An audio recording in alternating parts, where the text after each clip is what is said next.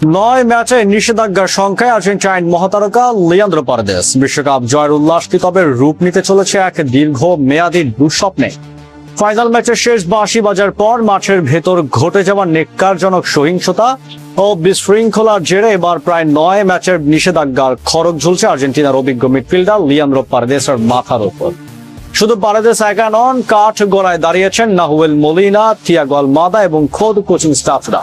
ফিফার এই কঠোর তদন্তের কারণে বিশ্ব চ্যাম্পিয়ন দলটি কি তাদের অন্যতম ভরসাযোগ্য তারকাকে দীর্ঘ সময়ের জন্য হারাতে চলেছে?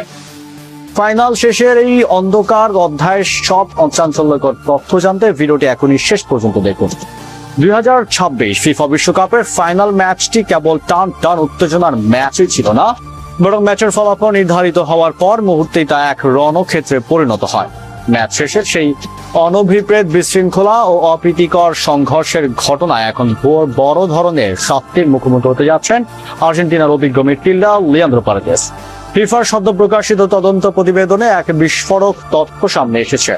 সেখানে বলা হয়েছে, ম্যাচ পরবর্তী অত্যন্ত উত্তেজনাকর পরিস্থিতিতে পারেদেস প্রতিপক্ষের খেলোয়াড়দের ওপর চড়াও হন এবং অন্তত তিনবার সরাসরি আগ্রাসী ও আক্রমণাত্মক আচরণ করেছেন বলে প্রমাণ মিলেছে। বিশ্ব ফুটবলের নিয়ন্ত্রক সংস্থা ফিফার ডিসিপ্লিনারি কমিটির কঠোর তদন্তে এই অভিযোগগুলো প্রমাণিত হলে জাতীয় দলের জার্সিতে মাঠের বাইরে থাকতে হতে পারে এই তারকাকে। আর সেই শাস্তির পরিমাণ দাঁড়াতে পারে দীর্ঘ 9টি আন্তর্জাতিক ম্যাচে। শৃঙ্খলা ভঙ্গের তালিকায় শুধু লিয়ান্দ্রো পারেদেস একা নন, ফিফার রাডার থেকে রেহাই পাচ্ছেন না আর্জেন্টিনার দলের অন্য তারকারাও। ফিফার তদন্তের মুখোমুখি হয়েছেন নাহুয়েল মোলিনা ও থিয়াগো আলমাদা। এমনকি দলের কোচিং স্টাফরা সদস্য তথ্য অনুযায়ী কোচ রবার্তো আয়ালার বিরুদ্ধেও শৃঙ্খলা ভঙ্গের সুনির্দিষ্ট অভিযোগে তদন্ত চলছে। অন্যদিকে প্রতিপক্ষের শিবিরে খেলোয়াড়দের মধ্যে স্পেনের তরুণ মিডফিল্ডার গ্রাভিকেও অসংলগ্ন ও উত্তেজনাকর আচরণের অভিযোগে এই তদন্তের আওতায় নিচ্ছে ফিফা।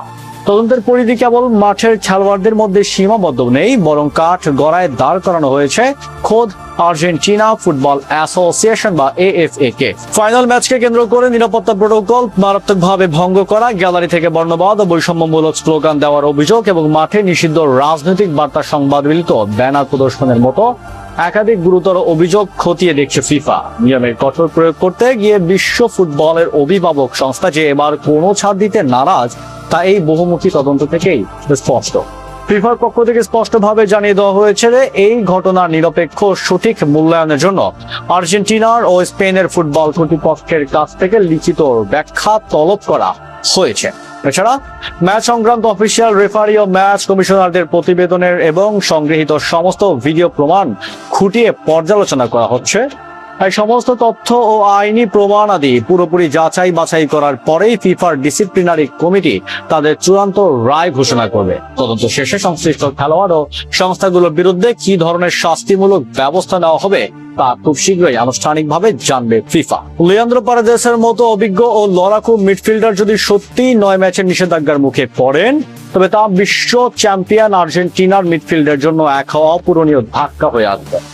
বিশ্বকাপ ফাইনালে আনন্দ উদযাপনের পরিবর্তে এমন বিশৃঙ্খলা আর ফিফার শাস্তির খড়গ ফুটবল প্রেমীদের জন্য এক চরম হতাশার বিষয়। বন্ধুরা, লিয়ান্দ্রো পারেদেসের ওপর সম্ভাব্য এই 9 ম্যাচের নিষেধাজ্ঞা ও ফিফার তদন্তকে আপনি কিভাবে দেখছেন? অতিরিক্ত আগ্রাসী আচরণের জন্য খেলোয়াড়দের ওপর কি আরো কঠোর শাস্তির বিধান থাকা উচিত? কমেন্ট বক্সে আপনার মূল্যবান মতামত আমাদের জানান। ভিডিওটি ভালো লাগলে লাইক ও শেয়ার করুন। ফুটবলের সমস্ত ডিসিপ্লিনারি আপডেট, ব্রেকিং নিউজ সবার আগে পেতে চ্যানেলটি সাবস্ক্রাইব করে পেজটি ফলো করে সাথেই থাকুন। ধন্যবাদ।